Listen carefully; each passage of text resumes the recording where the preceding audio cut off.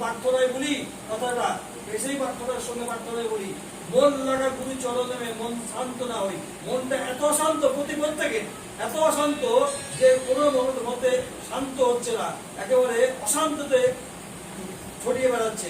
সে আমাদের মধ্যেও হচ্ছে, আজকে বিদেশ নীতিতেও দেখছি তাই। কখন কি কে ঘটিয়ে দেবে তারও তো মানুষ, তার ঠিকানা নেই। পৃথিবী ধ্বংস হয়ে যায় যাক, মনুষ্যকুল ধ্বংস হয়ে যায় যাক, আমি তো একটা ঘটিয়ে দিলাম, অথচ আমিও মানুষ, মানুষ মরবে কি বাঁচবে ঠিকানা নেই। সেই যুগে দাঁড়িয়ে ঠাকুর এসছেন, তিনি বলেছিলেন যে চরমে চরম প্রকাশ, তাই এবার আমি কলকি চরমে চরম প্রকাশ। তাই তিনি কি বলেননি, অতি সহজ করে সেই সমস্ত কথাগুলোকে আমাদেরকে শুনিয়ে দিয়েছেন। আমাদের ধারণা ছিল, দীক্ষা নিয়েছি, ওই গুরু চরণ আশ্রিত হয়েছি, ওই সকাল সন্ধ্যায় একবার যখন হোক একবার স্মরণ করবো, ঠাকুর তুমি আমাকে চালিয়ে নিও, সব আমার হয়ে যাবে। তিনি পরিষ্কার বলে দিয়েছেন, দীক্ষা নিয়ে ভাবছি মনে সব কিন্তু হলো, তা কিন্তু নয়, তা তো নয়, যদি না নিষ্ঠার সহকারে পালন করো। কিচ্ছু দায়ী করতে পারবো না, কিচ্ছু দায়ী করতে পারবো না, যে যদি না নিষ্ঠার সহকারে পালন করো। এক পিতৃহায় যে চলে গেছেন পৃথিবী ছেলে, যা এরকম একজন তার সন্তান যুবক ছেলে চলে গেছে, কি করবে?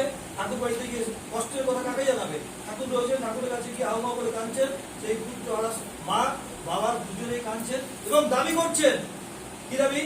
যে আপনি তো বলেছিলেন ঠাকুর যে আপনার নাম নিলে, আপনার এই নিয়ম নীতি পালন করলে অকাল মৃত্যু রোধ হয়ে যায়, তা আমার ছেলেটা, আমার সন্তানটা অকালে কেন চলে গেল? এটা আপনার দীক্ষা নিয়েছিল, অতিষ্ঠনীতি করতো, এইভাবে বলছে বারবার করে।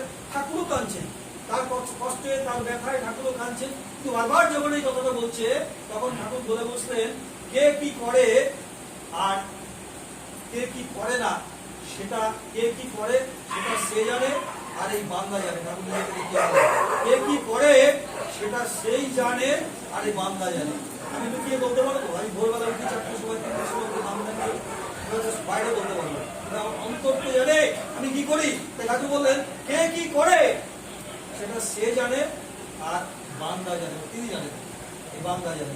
তাই এরকম করে 2-3বার যেই বলেছেন, ওই ভদ্রমহিলা তার স্বামীকে থামিয়ে দিয়ে বলছে, না তুমি ঠাকুরকে দায়ী করো না, ওর স্ত্রীকে নিজে হাতে করতো না, তুমি বকবে বলে, ওকে মারবে বলে ওর স্ত্রীটা আমি করে দিতাম। একটি এই নিজের স্ত্রীর গুণাগুণটা দেখে আমাদের এবার অনেক ছেলে মেয়েদের করতে চায় না, বাবা মা করে দেবে, ওই দেই মামার চেয়ে কানা মামা করতে চায় না, দীক্ষা দিয়েও স্ত্রী করতে চায় না।